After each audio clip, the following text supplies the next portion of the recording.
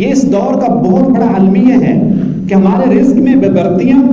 ہمارے کاروبار میں اکثر خسارے اور نقصانات اسی وجہ سے ہیں کہ ہم نے یہ نبوی اصول، یہ شرعی اصول توڑا ہوا ہے کہ ہم نے صلہ رحمی نہیں کی ہوئی۔ ایک آدمی آیا کہ یا رسول اللہ بہت مفلس ہوں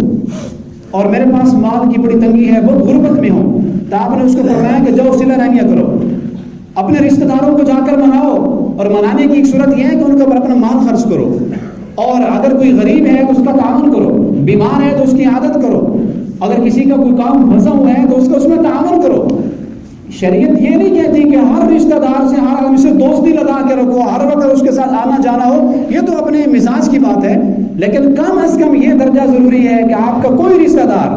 آپ کا کوئی قریبی اگر بیمار ہے تو اس کی عادت کے لیے جاؤ،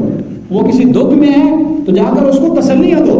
حدیث پاک میں آتا ہے جب کوئی آدمی کسی بیمار کو جا کر ایک جملہ کہہ دیتا ہے لا بخشا طہور انشاءاللہ، بھائی پریشان نہ ہو، آپ کے گناہ معاف ہو رہے ہیں، اللہ آپ کو جنسیت دے دے گا، یہ ایک لفظ، ایک گھڑی بیٹھنے پر، ایک لفظ کہنے پر اللہ اس آدمی کے 1 سال کے گناہ معاف فرما دیتا ہے۔